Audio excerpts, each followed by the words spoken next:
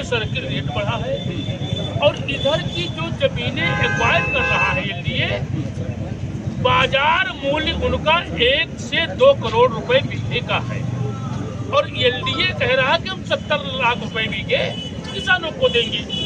किसान कोई भी सहमत नहीं है, जबकि एलडीए के द्वारा अधिग्रहण से पहले 70% किसानों की सहमति लेनी आवश्यक है।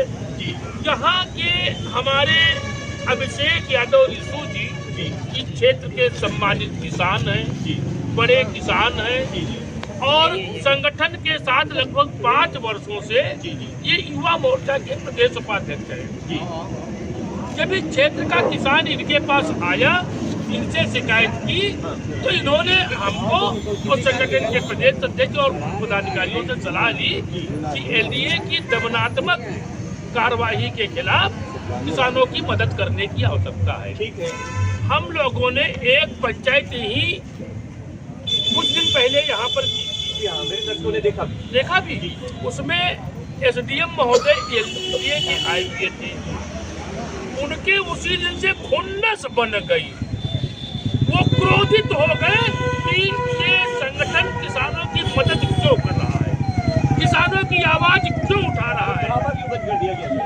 ढाबा इसलिए बंद कर दिया गया कि अभिषेक यादव जी संगठन के पदाधिकारी हैं, एलडीए की दमनात्मक कार्रवाई के खिलाफ किसानों की मदद कर रहे हैं। इसलिए आज उसी उप जिलाधिकारी ने आके अभिषेक यादव के ढाबे पे सील लगा दिया, जबकि नियम ये है एलडीए की लॉ के हिसाब से अगर कहीं पे कोई निर्माण अवैध है या कोई अवैध गतिविधि जारी की जा रही है तो एलडीए को नोटिस देना चाहिए, सूचना देनी चाहिए और लगभग 3 नोटिस होनी चाहिए। और उसके बाद में जब नोटिस का वो व्यक्ति जवाब न दे, नोटिसों का उल्लंघन कर रहा हो, तब ऐसी कार्रवाई करनी चाहिए। तो नोटिस नहीं दी गई सर? ना नोटिस दी गई। इसी रोड पर जिस हिसाब की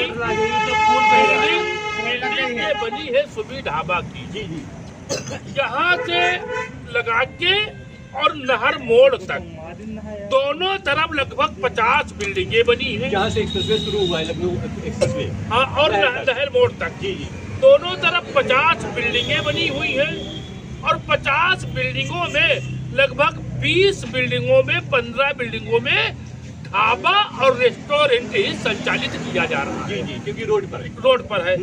अगर एलडीए की नियमानुसार नियमावली के खिलाफ रिसू यादव, अभिषेक यादव जी की बिल्डिंग और ढाबा था, हम कहते हैं सील कर दिया, हमको कोई कष्ट नहीं है। अगर नियम विरुद्ध थे तो सील हो जाना चाहिए, नियम से इनको भी चलना चाहिए। नेता के चरित्र का पालन समाज करता है, जब नेता ही गलत करेगा तो समाज पे उसका गलत असर पड़ता है। इनका सीज हो जाना चाहिए, लेकिन जितनी भी अन्य बिल्डिंगे हैं, अन्य रेस्टोरेंट है, वो सीज क्यों नहीं किए गए, इसका जवाब चाहिए। सिर्फ एक ही ढाबा को सीज किया गया, इंडिविजुअल अभिषेक यादव का सीज किया गया, और वो इसलिए क्योंकि ये किसान नेता है और किसानों की आवाज को बुलंद करने का काम और एलडीए की दमनात्मक कार्रवाई के खिलाफ किसानों की मदद कर रहे हैं। तो इसलिए तानाशाही हुई योगी जी। किसान यूनियन जिंदाबाद, किसान यूनियन, किसान यूनियन, किसान यूनियन, किसान यूनियन। एक बात मैं आपको बता देना चाहिए, यादव जिंदाबाद, अगर आज एलडीए के द्वारा ये कार्रवाई हुई है तो उन्होंने चोरी का काम किया है, उन्होंने डकैती का काम किया है। वो डंके की चोट पर आते, नोटिस दे के आते कि हम सीज करने आ रहे हैं, तब उनको मालूम होता सीज कैसे किया। ऐसा तो नहीं है कि जमीन का टैक्स वगैरह नहीं दिया जा रहा है। ऐसा है कि जब से ये आप क्या कह रहे हैं?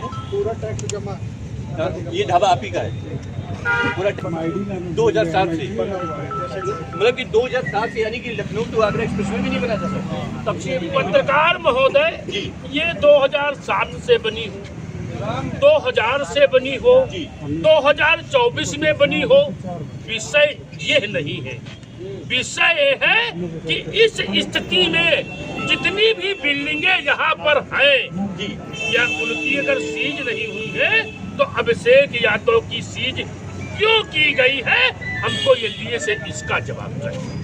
दूसरी बात नहीं, और अगर बिना नोटिस के और जैसी स्थिति में इनकी है, अन्य छोड़ के इसको सीज किया गया है, तो एलडीए की ईंट से ईंट बजा दी जाएगी और एलडीए के अधिकारियों को उनकी औकात संगठन के द्वारा दिखा दी जाएगी। जैसे कि ये यादव जी का ढाबा है, ऐसा तो नहीं कि ये जातिगत जो है एंगल जोड़ा जा रहा हो, रंजिश निकाली जा रही हो, ऐसा तो नहीं है? तो यादव धरती पे नहीं रही कहा भैया, यादव भी धरती पे ना।